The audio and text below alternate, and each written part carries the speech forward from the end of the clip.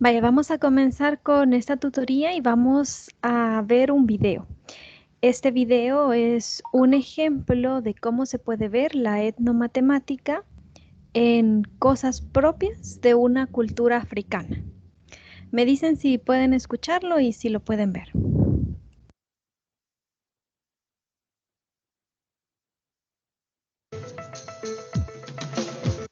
Sí, Lick, ambas cosas. Muchas gracias. Entonces comenzamos. Estamos en las aulas taller de Cosmocaixa para hablar de las etnomatemáticas, ese concepto que os acabo de introducir que no tenemos muy claro. Para ello tenemos aquí a Jerry.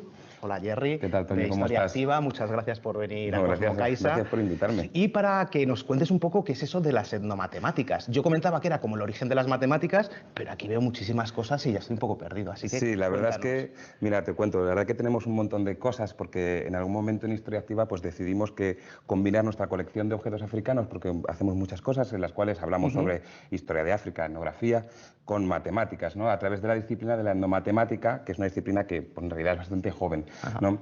Es una disciplina que lo que intenta es descubrir cuáles son los elementos matemáticos que están presentes en actividades artesanales, artísticas bueno, pues, manifestaciones culturales concretas de una cultura, ¿no? Entonces, por eso tengo aquí un montón de cosas, azulejos, telas, objetos, todo tipo de máscaras, ¿no? Y demás, que vienen de África.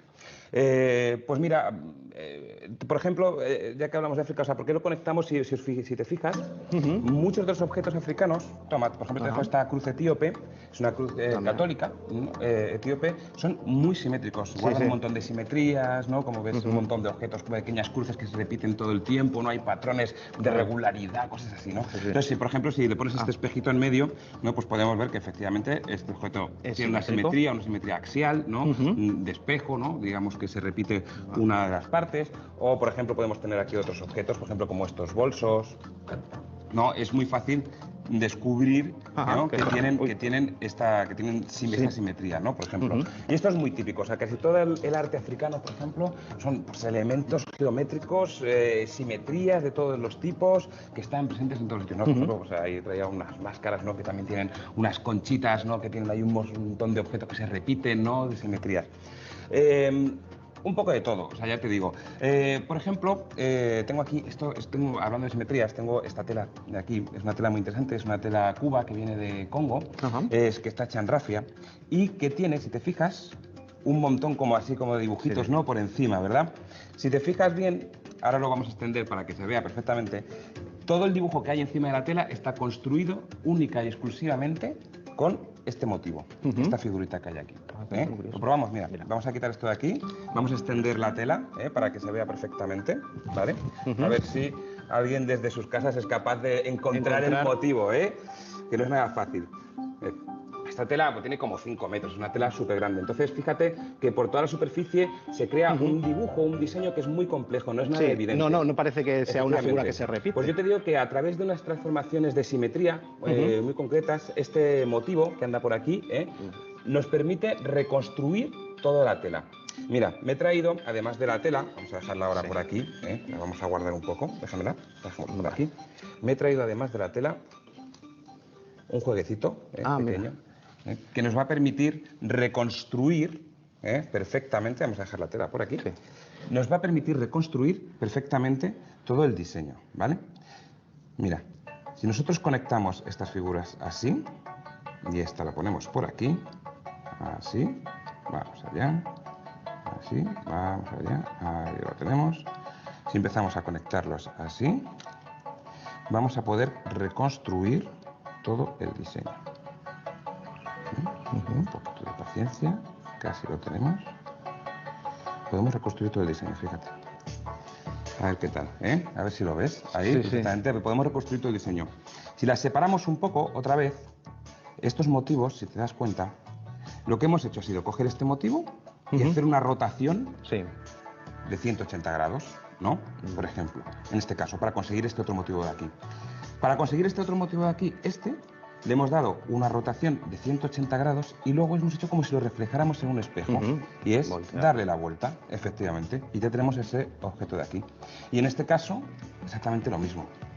Este objeto hemos hecho otra rotación de 180 grados y le hemos dado la vuelta otra vez, porque si no, no encajaría de ninguna manera.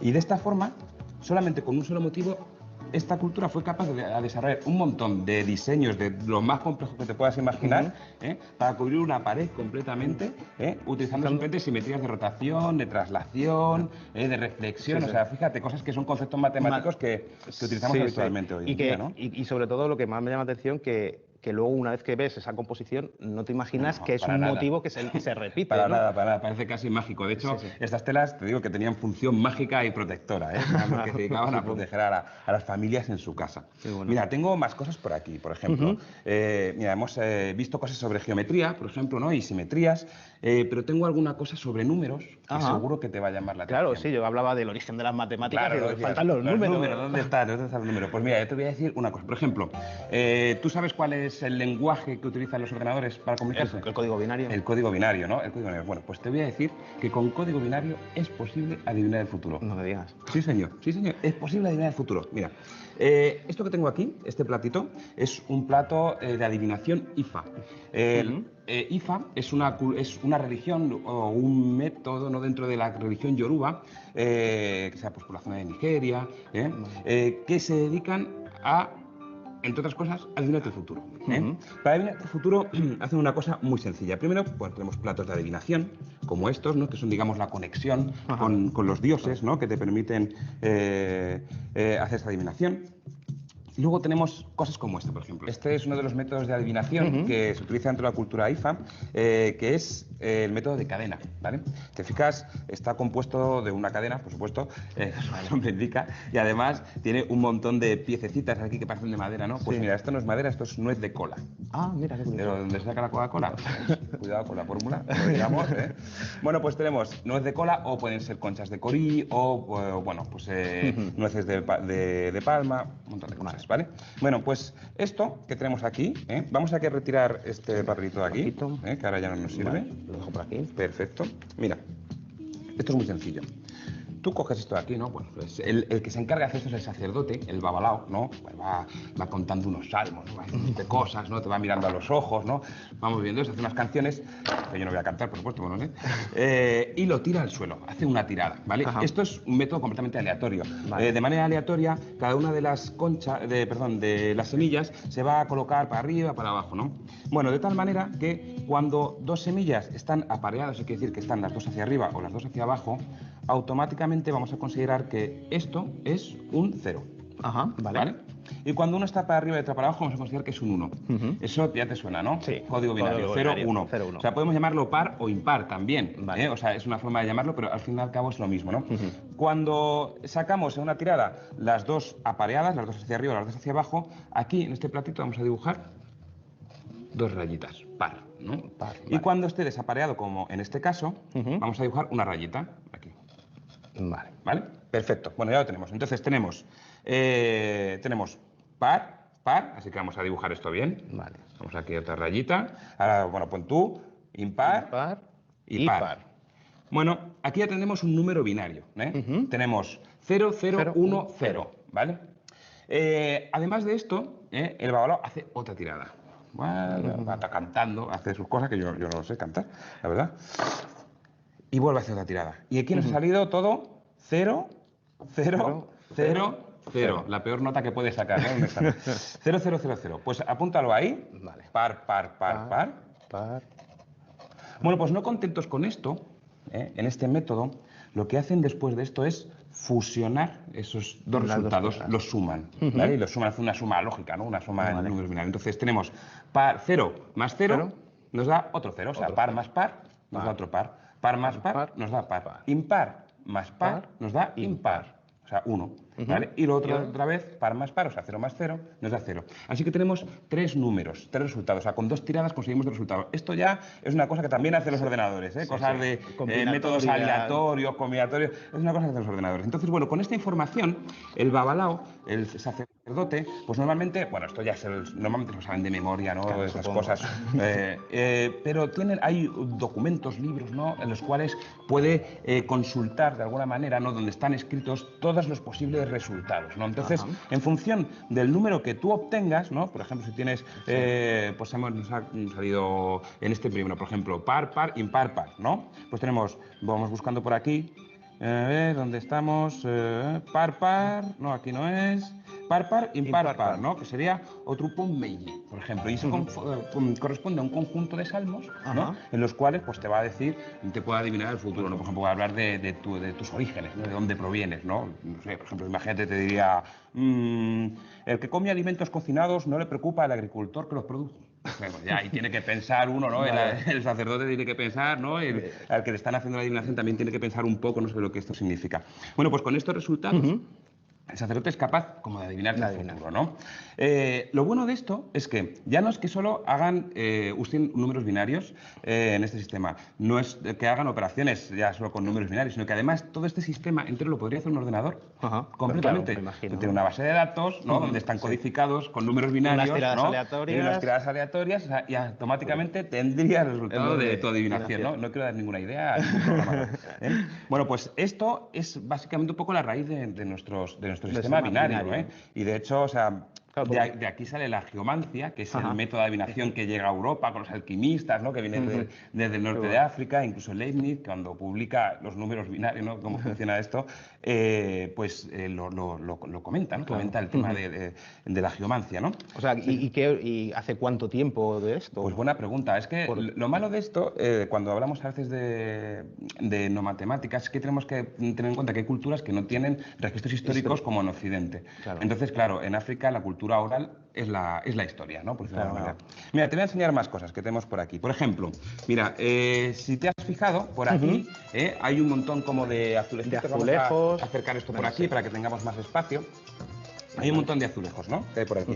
Bueno, tú ya sabes de dónde se utilizan los azulejos más a menudo, ¿no? Sí, no, por ejemplo, esto en Andalucía, en las mezquitas, ¿no? todos los países árabes, por ejemplo. Efectivamente, pues, ¿no? Lo puedes encontrar en el norte de África, lo puedes encontrar en Asia. Bueno, bien, pues fíjate, pues tenemos todos los azulejos como estos, pues tienen como formas muy complejas, ¿no? Hay un montón de cosas ahí entremetidas, ¿no? Que parece así una especie como de locura, ¿no? De figuras. Bueno, pues mira, por ejemplo, esto es una cosa que hacemos nosotros mucho con los niños de primaria, es intentar averiguar, por ejemplo, cuál es la figura geométrica plana, ¿no? El polígono regular plano, que habría que utilizar para poder usarlo como azulejo, ¿no? Porque un azulejo lo que hace es cubrir una superficie entera, ¿no? Pues entonces, por ejemplo, yo te voy a proponer que intentes colocar como si fueran azulejos unos cuadrados, y los pentágonos, yo voy a intentarlo, vamos a acercarme sí. por aquí, unos hexágonos, ¿vale? Yo los coloco ahí. No, un poco más cerca aún. Vamos a intentar colocarlos, ¿vale? Intenta colocar los cuadrados todos juntos. Yo voy a colocar los hexágonos juntos aquí. Vale. Vamos a ver qué pasa. A ver cuáles podemos colocar, usar como azulejos. Vale, yo tengo aquí un hexágono. Aquí. A ver, los cuadros los tienes. Ahí tienes aquí un par de cuadrados más. Toma. Ah, vale. Venga. A ver, aquí tenemos unos pentágonos también. Vamos a intentar Estos son colocarlos. Y unos octógonos. 8 lados. Tenemos 6 lados, 4 lados, 5 lados, 8 lados. Nada, el octógono, imposible. Y el pentágono me temo que tampoco. Nada, ver. con los octógonos no cubrimos todos los huecos. No quedan cuadrados, ¿no? Entre medias. Sí. Y con los pentágonos tampoco parece que haya forma posible de hacerlo, ¿vale? Bueno, pues de este tipo de cosas, por ejemplo, se dieron cuenta rápidamente cualquier artesano, que solamente hay 3 polígonos planos, 3 polígonos regulares que son que se pueden utilizar como azulejos, que son teselables, que es lo que como se dice, ¿no? Que se puedes poner uno junto a otro y que no queden huecos entre medias. Y solamente son el hexágono, el cuadrado y el triángulo, que no lo hemos puesto aquí, porque era muy evidente. ¿No? O sea, fíjate, ¿no? Este tipo de cosas, por ejemplo, son las cosas que trataría la no matemática, ¿no? O sea, dar cuenta de que esto es una ley matemática en realidad, y se puede calcular, ¿no? Y se puede sacar un montón de información. De hecho, te diré más. Por ejemplo, me he traído aquí, esto que tengo aquí atrás, es como la evolución última, ¿no? De los azulejos islámicos, ¿no? Entonces, En algún momento, pues decidieron que lo que preferían era no tener estructuras regulares como esta, ¿no? Que sea todo súper igual y tal, sino que conseguir estructuras que no se repitieran los objetos ni los motivos, ¿no? Pero que a la vez todas las piezas encajasen perfectamente entre sí, sin tener que ir haciendo cada vez una pieza de azulejo súper complicada como esta. Simplemente piezas pequeñitas, ¿no? Y unirlas. Entonces, se inventaron estas cosas de aquí. Redujeron todas las figuras geométricas posibles a 5 figuras con las cuales podían combinarlas de tal manera que podían construir estructuras que fueran repetitivas, que no lo fueran, que estuvieran desorganizadas, y simplemente haciendo estos dibujitos que veis dentro, pues podían conseguir toda esta red intrincada, ¿no? y extraña de figuras, ¿no? que se van combinando, ¿vale? Esto hoy en día se denomina cuasicristales. Es una teselación de Penrose, que es una cosa, bueno, pues que apareció hace poco y es una cosa complicada, que es para cosas de química y tal, bueno, cosas complejas. O sea que fíjate, bueno, ahora que digo cosas complejas, espérate, te he traído otra cosa más, ¿vale? Es la última cosa que te voy a contar. Mira, vamos a quitar esto de aquí, vamos a quitar los azulejos, que ya nos hemos metido aquí con los azulejos, y vamos a traer esto que tenemos, ¿vale? Vale, quito el diseño de antes. Vamos a quitar esto de aquí. Mira, tenemos esto aquí. Mira, esto que te he traído aquí es un juego, ¿vale? Un juego que viene de Angola, ¿vale? De una cultura que se llama los Chokwe. Es un juego que se llaman dibujos Sona, ¿vale? Estos dibujitos que tenemos aquí es un juego, igual que, por ejemplo, otros juegos africanos, pues como el agualé, este que tenemos aquí, ¿no? Que tiene que ver con numeritos y tal. Bueno, este es un juego geométrico, ¿vale? En este juego geométrico, el objetivo principal es conseguir hacer un dibujo sin pasar 2 veces por el mismo punto, ni pasar 2 veces por la misma línea, ¿no? O sea, de alguna manera, ¿te suena de algo? Me suena de eso, de pequeños hacíamos como una casita. Una casita, ¿no? La típica, el sobre, ¿no? La típica, sí. Pues mira, eso mismo, esto de la casita, del sobre, lo puedes intentar si quieres, a ver si te acuerdas de cómo se hace. Esto de la casita del sobre, en realidad corresponde a una teoría matemática que se llama, pues la teoría de grafos, ¿no? Me he acordado perfectamente, has sido capaz de hacerlo. Esto corresponde también al camino más corto que se puede hacer para recorrer todos estos puntos. Esto, dentro de esa teoría de grafos que estaba comentando, es fundamental, por ejemplo, pues para estudiar cómo funciona la distribución de energía en las redes eléctricas, cómo funciona para los calculadores de rutas de estos de Internet, ¿no? Que puedes utilizar para ver cuándo llego a un sitio o cómo llegar, pues también utilizan este tipo de cosas, para ver cómo funcionan las redes neuronales del cerebro. O sea, fíjate, es súper importante. Bueno, pues en estos juegos, mira, ahí hay una hojita también, ¿me la puedes pasar? Mira, en estos juegos, por ejemplo, el objetivo es, como digo, hacer este dibujo sin pasar 2 veces por la misma línea, ni pasar ni 2 veces por el mismo sitio, ¿no? En este juego, mira, podemos hacer un montón de figuras, ¿no? De muchos tipos que están conectadas siempre pues, con historias, con cuentos, ¿no? Pero lo importante es que para poder hacer un dibujo de estos hay que conocer un algoritmo. O sea, una serie de instrucciones previas que simplemente con esas instrucciones eres capaz de hacer, aun con los ojos cerrados, ese dibujo. Igual que lo haría un ordenador, de la misma manera, exactamente, ¿no? Por ejemplo, vamos a hacer uno sencillo, el pajarito, ¿no?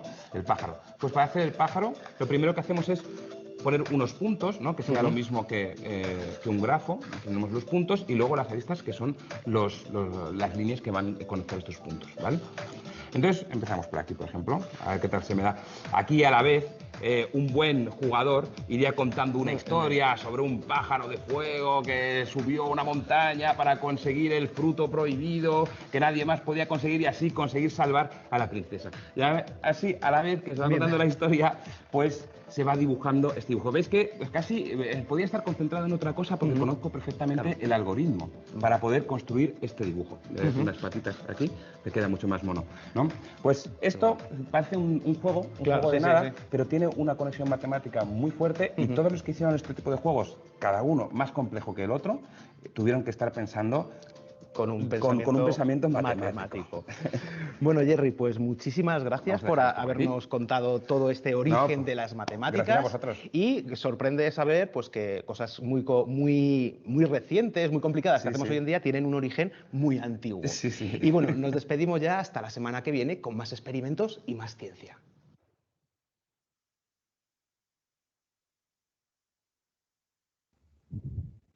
Muy bien, espero que hayan disfrutado de ese video porque en el video se nos mostraban algunos ejemplos de cómo están presentes las etnomatemáticas en signos culturales propios de comunidades indígenas o comunidades antiguas. Vamos a hacer ahora un repaso de lo que vimos en la tutoría el día miércoles y de lo que se trata el material de la unidad 5, que básicamente es sobre lo que acabamos de ver, las matemáticas presentes en la cultura. Van a observar la página y el párrafo donde está la respuesta a cada una de las preguntas. Entonces, si tienen su material a la mano, pueden buscarlo, tomar alguna idea y tratar de contestar con sus propias palabras. Vamos por la primera pregunta y es, ¿qué es la etnomatemática?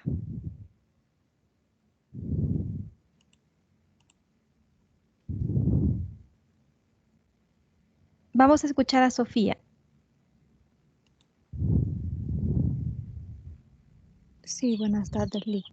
Lo Buenas. que entiendo yo, que la etnomatemática es como la ciencia que se dedica a estudiar todos esos elementos matemáticos que tienen las diferentes culturas, así como veíamos en el video, ¿verdad? Que dependiendo la cultura, así utilizaban ciertos recursos para expresar, digamos, un concepto matemático. Por ejemplo, si nosotros revisamos la simbología maya de los números, es un poco diferente a la que utilizaban los romanos.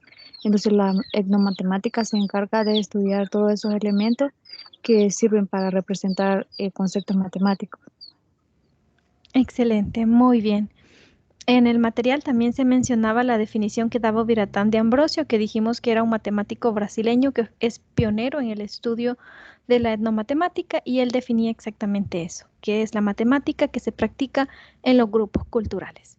Vamos por la siguiente pregunta, pueden buscarla, esta es para Nelson, en la página 3 en el párrafo 3, para tener una idea y expresar la respuesta con sus propias palabras. ¿Cuál es uno de los objetivos de la etnomatemática?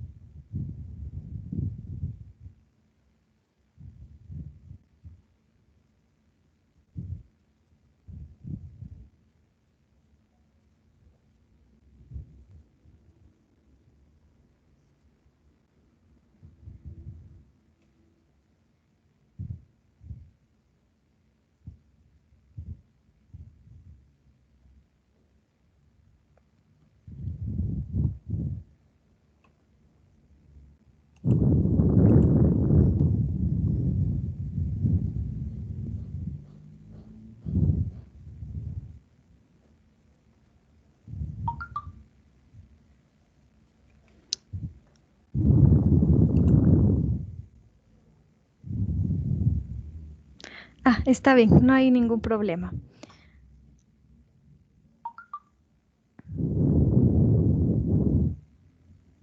Ok, está bien.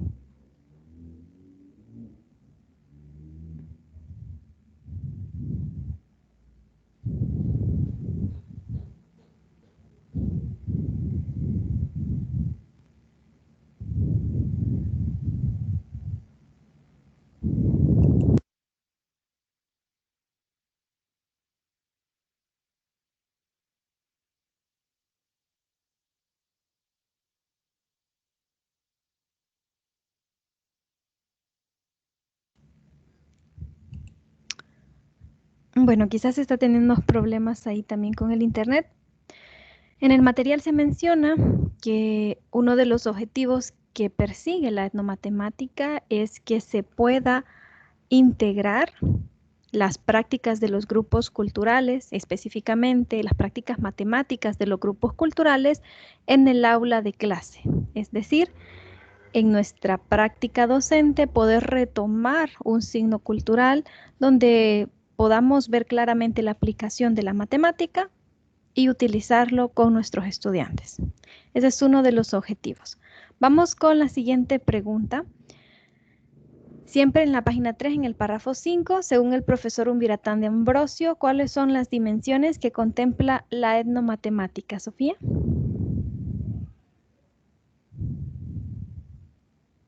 Sí, entre las diferentes dimensiones que ahí se mencionan está la conceptual, la histórica, la epistemológica, la cognitiva, la política y la educativa.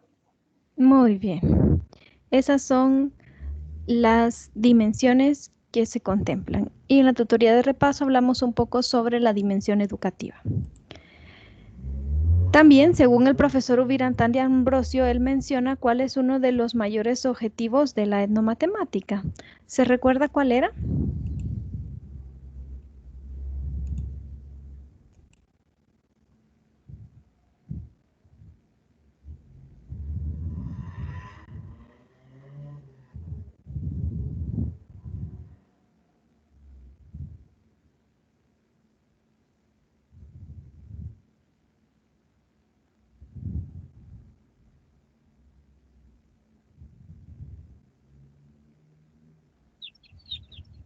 Sí, ahí se mencionaba que es estimular el desenvolvimiento de la creatividad desinhibida, conduciendo a nuevas formas de relaciones interculturales e intraculturales, y con ello hacer de la matemática una disciplina que preserve la diversidad y elimine la desigualdad discriminatoria que se da muchas Muy veces en el aula.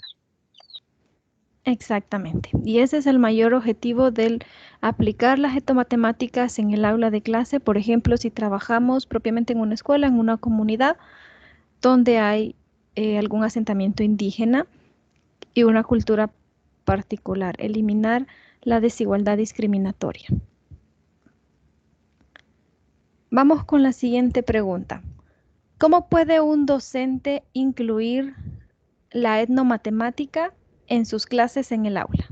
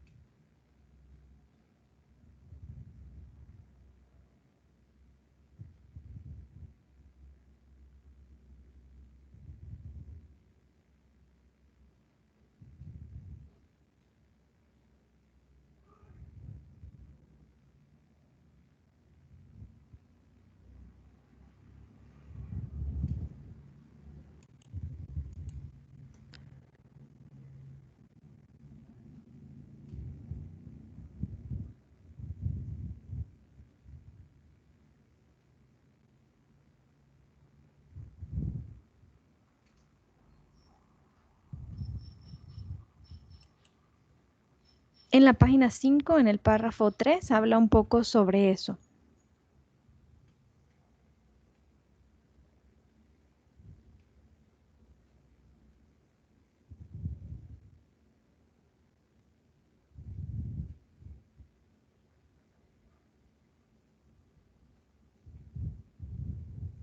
¿Qué diría usted, Sofía, al respecto? ¿Cómo se pudiera hacer, incluir la etnomatemática en las clases en el aula?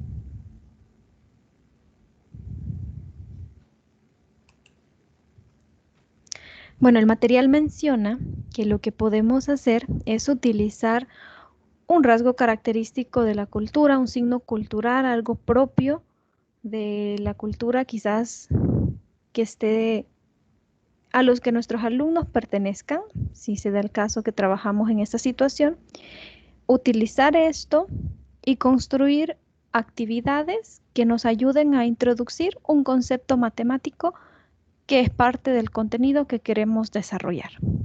Pero para lograr eso necesitamos el proceso de enculturación. Entonces, la siguiente pregunta trata sobre eso. ¿Qué abarca el proceso de enculturación de los docentes? Es decir, si nosotros queremos utilizar la etnomatemática en nuestra aula de clase, entonces tenemos que llevar a cabo este proceso. Y básicamente este proceso implica una investigación del entorno donde estamos. Es decir, tenemos que conocer bien a nuestros estudiantes, si ellos viven en una comunidad que tiene su propia cultura, entonces investigar sobre esa cultura, aprender más sobre los signos culturales propios que involucran las matemáticas y tratar de adaptar lo que hemos investigado con algún contenido que querramos desarrollar. Y entonces ahí estaríamos utilizando las etnomatemáticas en el aula de clase, pero para esto hemos llevado a cabo el proceso de enculturación, donde nosotros nos pusimos en contexto e hicimos una investigación del entorno de nuestros estudiantes, que es lo que nos interesa. La siguiente pregunta es sobre la planificación didáctica. Hablamos un poco de la planificación didáctica en la tutoría de repaso porque queríamos darle un enfoque cultural, pero en sí, cuando hablamos de planificación didáctica, dice que la planificación didáctica se concentra en interrogantes en las que el docente debe reflexionar para organizar el proceso de enseñanza y aprendizaje. ¿Cuáles son esas preguntas en las que debemos reflexionar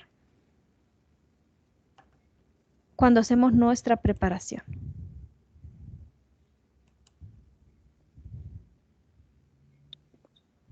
Perdónale que a veces como el internet está un poco mal y trato de desbloquear el micrófono y no se me desbloquea. Así Pero no tenga pena. sí, con la pregunta que se nos presenta en este momento, ahí menciona en el material que algunas de las preguntas que se debe hacer para lo de la planificación es que hay que preguntarse el para qué enseñar, también qué enseñar, a quiénes enseñar, cómo y cuándo enseñar. Excelente, muy bien. Esas son las preguntas que nosotros debemos hacernos cuando estamos llevando a cabo nuestra planificación didáctica. El para qué enseñar, la intención, ¿verdad? Las habilidades que queremos alcanzar, que nuestros estudiantes desarrollen. ¿Qué enseñar? Se refiere a los contenidos que tenemos que desarrollar. A quienes enseñar, pues son nuestros estudiantes y para eso tenemos que conocerlos específicamente, sus capacidades. Y aquí viene un poco el proceso que hablábamos, que era la enculturación, ¿verdad? Dependiendo de dónde estamos trabajando, puede ser que podamos incluir las etnomatemáticas en nuestra aula de clase al conocer a nuestros estudiantes. ¿Cómo y cuándo enseñar? Pues es la organización del tiempo, las actividades que vamos a realizar, los objetivos, las metodologías y estrategias que vamos a desarrollar.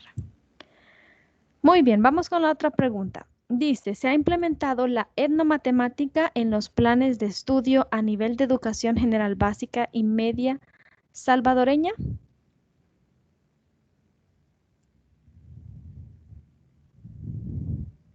¿Sí o no?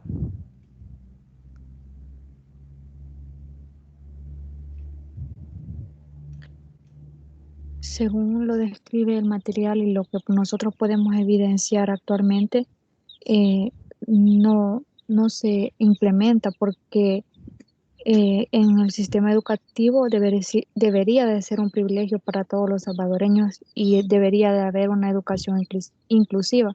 Pero si nosotros comparamos esto con la realidad, nos damos cuenta de que no, ¿verdad? De que la educación no es inclusiva. Muy bien, muchas gracias. En nuestro país, pues no se implementa en sí la etnomatemática, bien, como mencionaba y se menciona en el material. Los libros de texto del proyecto ESMATE tratan de alguna manera con algunos ejemplos, quizás en los libros de básica, incluir algunos ejemplos propios quizás de la cultura que se asentó en este territorio. Entonces, pero en sí, debido al desconocimiento quizás, y como veíamos en la tutoría de repaso, que fue hasta el 2014 que se reconoció que en el país todavía existían comunidades indígenas y se les reconoció como tal, pues muchas de ellas no tienen acceso a la educación y se conoce poco sobre las matemáticas y los signos culturales que quizás se podrían implementar. ¿Cuáles son algunas de las limitaciones que impiden en nuestro país que los pueblos indígenas en El Salvador tengan acceso a la educación?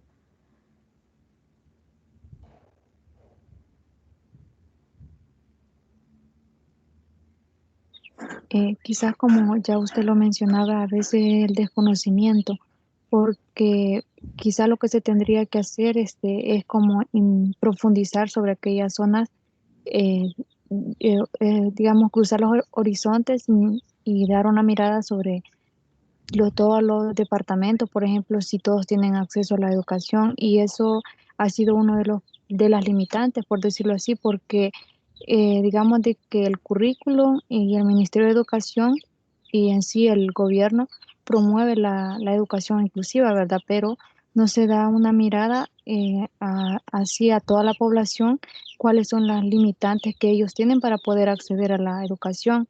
Entonces, como que lo que la limitante es de que no se ha estudiado en profundidad quiénes son esos grupos que están excluidos y por qué están excluidos. Muy bien, excelente. Entonces, así hemos hecho un repaso brevemente de lo que abarca el contenido de la unidad 5 de la etnomatemática. Esta unidad lo que nos ayuda es vernos a nosotros en el futuro, que cuando ustedes ejerzan como docentes, dependiendo de la zona donde viven y donde tengan la oportunidad de trabajar con sus estudiantes, pues si pueden, cuando trabajen, quizás están en una escuela, en una comunidad rural o donde hay una comunidad indígena, aplicar lo que acabamos de estudiar, las etnomatemáticas con sus estudiantes, pues les va a ayudar, ¿verdad? Es algo que podemos usar, un recurso en nuestras clases de matemática. Vamos a trabajar ahora algunos ejercicios para practicar ejercicios de séptimo grado de los libros del proyecto SMATE. Entonces, les voy a proponer algunos ejercicios y les voy a dar algunos minutos para que puedan trabajarlo y luego van a compartir su solución. Vamos a comenzar con, estamos en séptimo grado y los temas son mínimo común múltiplo y máximo común divisor, pero serán ejercicios de aplicación. Piensen también un poco en cómo ayudarían a sus estudiantes a entender estos conceptos y cómo estos ejercicios de aplicación pueden ayudarles a ver que son conceptos que son aplicables quizás no solo de forma práctica, sino también eh, en estos problemas, ¿verdad? Dice el primer ejercicio, José va a jugar fútbol cada 6 días y Carlos cada 21 días. Si hoy coincidieron en ir a jugar, ¿cuántos días pasarán para que vuelvan a coincidir?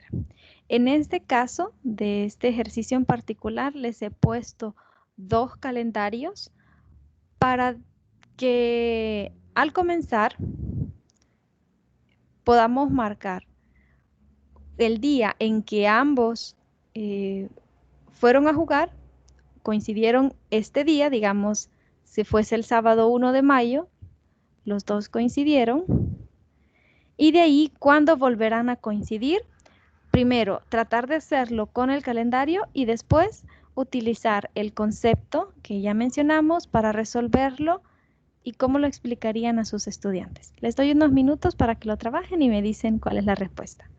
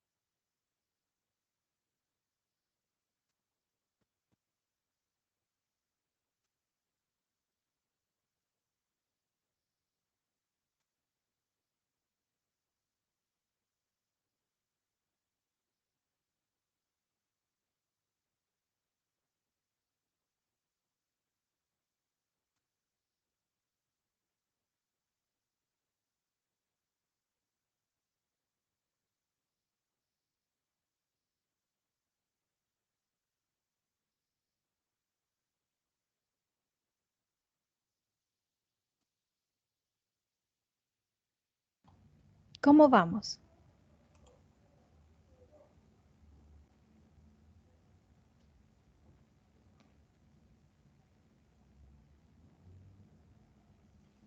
En mi caso, lo he logrado resolver, pero no sé si sea la manera correcta. Ok, vamos a ver entonces. Vamos a usar primero el calendario para tratar de llevar al concepto a nuestros estudiantes con este ejercicio, ¿sí? ¿Cómo comenzaría, Sofía?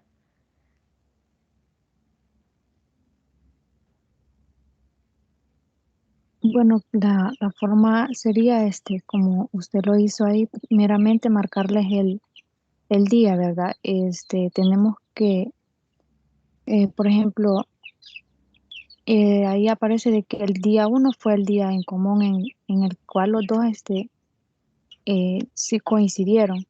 Muy bien. Entonces, dice que el estudiante, José, va a jugar cada 6 días. Entonces, quiere decir de que eh, digamos que José debe de contar en el calendario, por ejemplo, si fue el día 1, entonces después del día 1 debe contar otros 6 días. Por ejemplo, comenzaría con el día 2, que sería un Muy, domingo, y así iría contando, iría contando hasta 6 días. Sería el 2, excelente. 3, 4, 5, 6 y el 7, ¿verdad? Entonces ahí sería el otro día donde iría José transcurridos 6 días. Y en el Mm, caso de Carlos, él dice que va cada 21 días. Entonces quiere decir que después del día primero, que fue el día en que ellos coincidieron, tienen que contar 21 días después del día 1. Muy bien, entonces iría el sábado 22, de nuevo a jugar en caso de Carlos. Sí, Vamos a hacer todos los días que iría a jugar José y después vamos a hacer todos los días que iría a jugar Carlos para ver qué día coinciden. Si José fue primero el sábado y después fue el viernes 7, después tendría que ir el jueves 13 a los 6 días, el miércoles 19, el martes 25, el lunes 31, de ahí pasarían 6 días, sería el domingo 6, el sábado 12, el viernes 18, el jueves 24 y lo vamos a quedar hasta el miércoles 30. Esos serían los días en que iría a jugar José. Vamos con Carlos, ya tenemos que iría el sábado 22. ¿Cuál sería el próximo día que iría a jugar?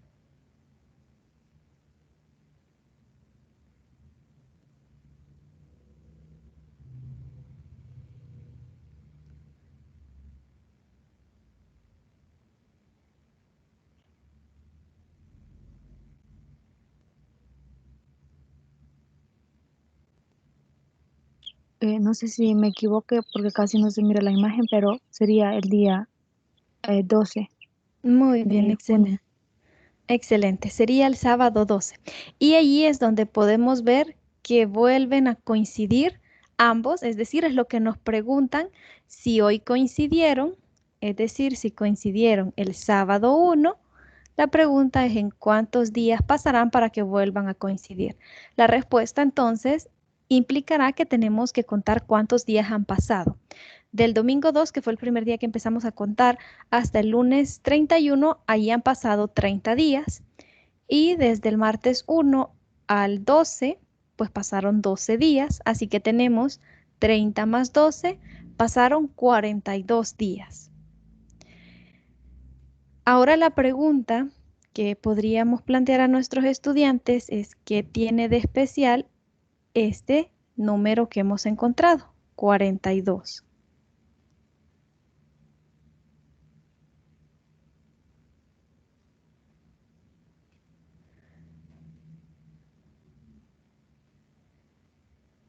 Si nosotros observamos las cruces rojas que hicimos, después de la primera vez que ambos fueron juntos, en el caso de Juan, podemos contar cuántas veces fue a jugar. 1, 2, 3, 4, 5, 6 y 7 y que ahí coincidieron. En el caso de Carlos fue 1, 2.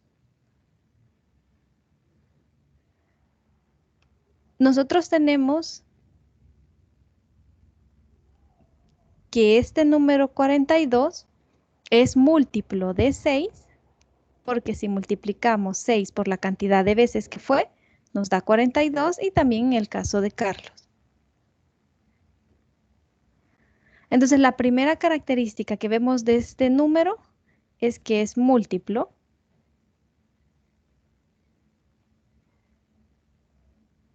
de 6 y de 21.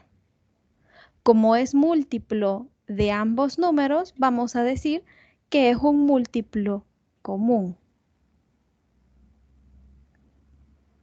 Pero hay otra característica que también tiene ese número. ¿Cuál es, Sofía?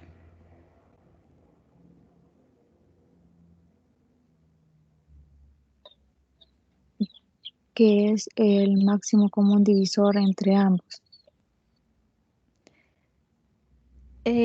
No, todavía no vamos a hablar sobre el máximo común divisor, sino que, por ejemplo, si tuviéramos más calendarios, nos daríamos cuenta que ellos van a volver a coincidir a los 84 días, a los 126 días, y así, por ejemplo, a los 168 días. Van a coincidir de nuevo que se van a ver en la cancha jugando fútbol. Pero de todos estos números, el 42 es donde coincidieron más rápido. Eso quiere decir que es el menor número donde vuelven a coincidir los dos, es decir, el menor múltiplo común que tienen.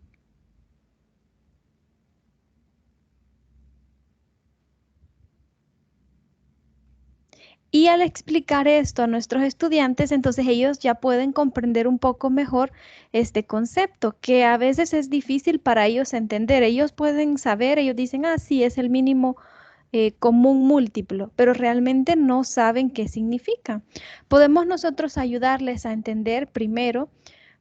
Cuando veamos el libro y que llegamos a esta lección, nos daremos cuenta que primero se les enseña a los estudiantes a entender qué es un múltiplo, un número que al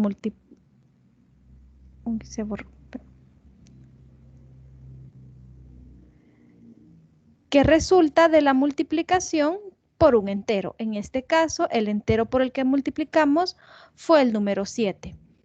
Entonces resultó que al multiplicar 6 por ese entero, que es 7, nos dio 42. Por tanto, 42 es múltiplo de 6. Este mismo múltiplo 42 resultó de multiplicar 21 por un número entero.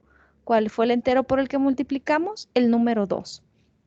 Por tanto, una vez que nuestros estudiantes entiendan el concepto de que es un múltiplo, ellos van a saber que realmente 42 es múltiplo de los dos números que nos daba el problema.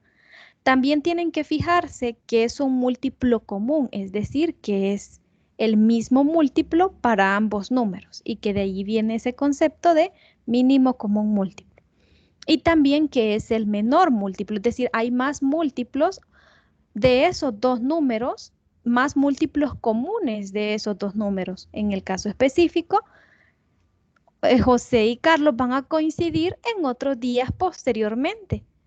Pero el menor de todos esos múltiplos es el número 42.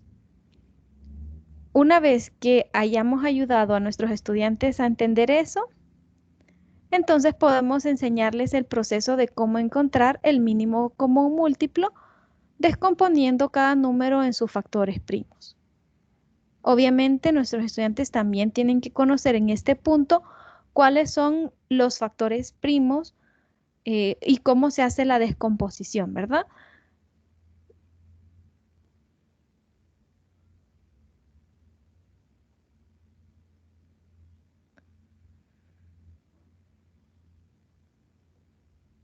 Colocamos los dos números y empezamos con el primer número primo, que es 2. 6 si tiene mitad, 6 entre 2 es 3, 21 no tiene, solo lo bajamos. Ninguno de los dos podemos dividirlos entre 2, entonces pasamos al siguiente número primo que es 3. 3 si tiene tercera es 1 y también 21 tiene tercera es 7. Y por último, 7 en sí es un número primo, entonces tenemos que sacar séptima. El 1 lo bajamos y séptima de 1, 7. Como previamente ya hemos analizado con nuestros estudiantes cómo hacer esta descomposición, entonces ahí podemos enseñarles que el mínimo común múltiplo de estos dos números, 6 y 21, es el producto de todos los factores primos que obtuvimos. 2 por 3, 6 por 7, 42.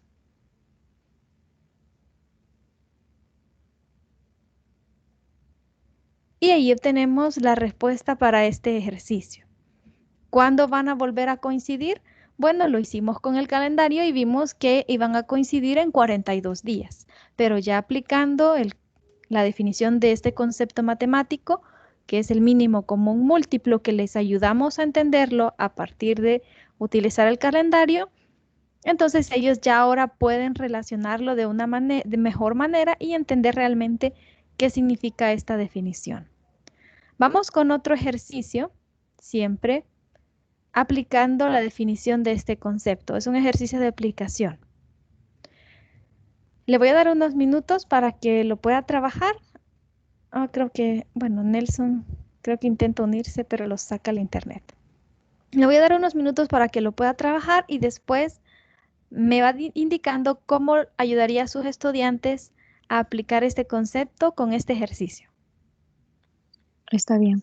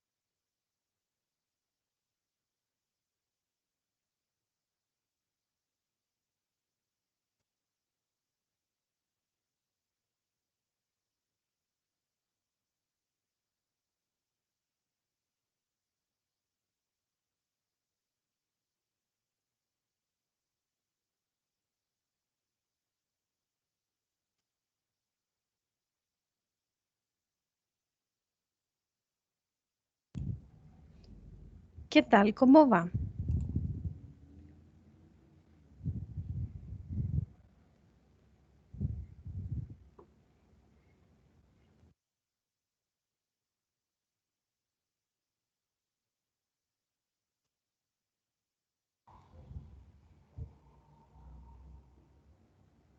¿Cómo lleva el problema?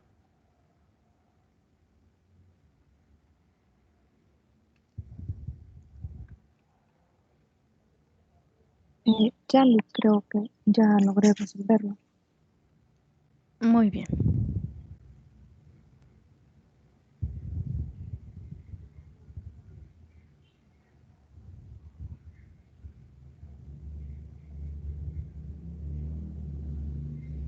¿Qué ha planteado en la solución?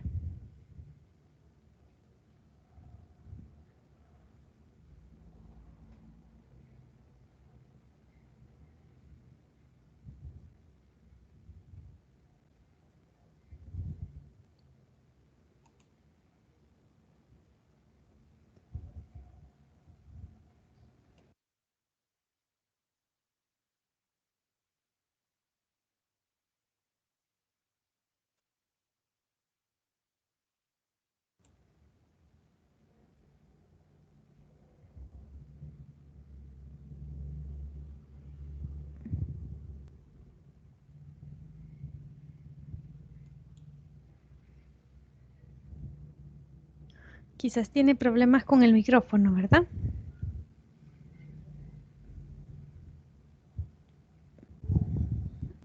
Bueno, primero podemos ayudarles a nuestros estudiantes a reconocer qué concepto van a aplicar en la solución del ejercicio.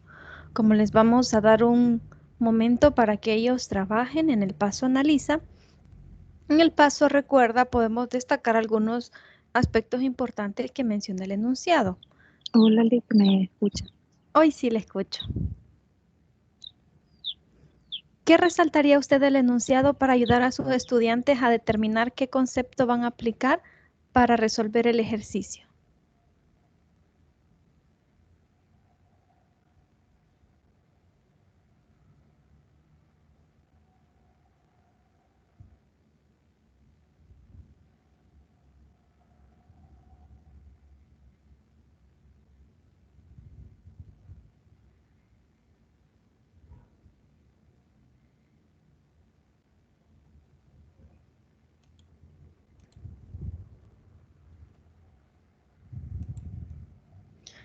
No, ya no pude escucharla.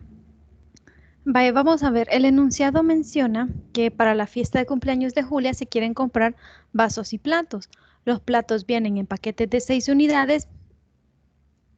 Los vasos vienen en paquetes de 6 unidades, mientras que los platos en paquetes de 8 unidades. Considerando que el número de platos y vasos debe ser el mismo y el mínimo posible, ¿cuál es la cantidad de platos y vasos que se tendrán? Entonces podemos resaltar con nuestros estudiantes esta parte de acá, que debe ser el mismo, lo que significa que el número que encontremos que no conocemos tiene que ser un múltiplo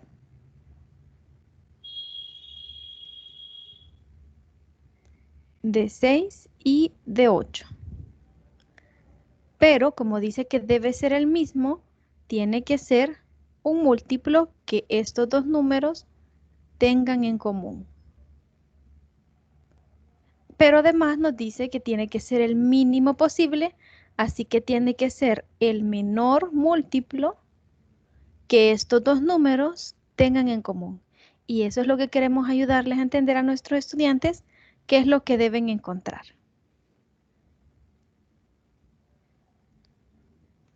¿Cómo encontramos el menor múltiplo que 6 y 8 tienen en común? Bueno, descomponemos en sus factores primos, colocamos a 6 y a 8 y comenzamos. El primer número primo es 2, 6 entre 2 es 3, 8 entre 2, 4. De nuevo, a 4 podemos dividirlo entre 2, tiene mitad. 4 entre 2 es 2 y el 3 lo bajamos.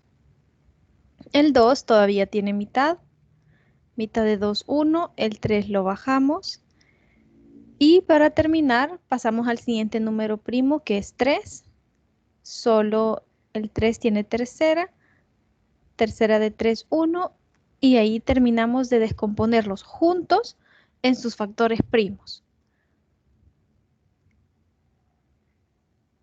El mínimo común múltiplo o el múltiplo que tienen en común estos dos números 6 y 8 y que es el menor de todos los múltiplos, porque hay varios múltiplos que pueden ser común a esos dos números, pero son mayores, y queremos de todos esos el menor. Lo encontramos multiplicando los números primos.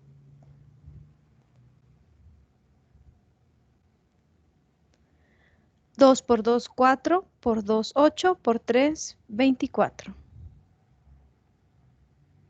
Ahora nos dice, considerando que el número de platos debe ser el mismo y el mínimo, ¿cuál es la cantidad de vasos y platos que se tendrán? Bueno, la respuesta será, tendremos 24 vasos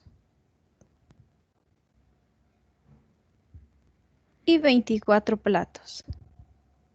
La cantidad de paquetes que debemos comprar variará según la cantidad de vasos y platos que traiga cada paquete. Si nos pidiera el enunciado que encontráramos cuántos paquetes de vasos tendríamos que comprar y cuántos paquetes de platos tendríamos que comprar, simplemente tenemos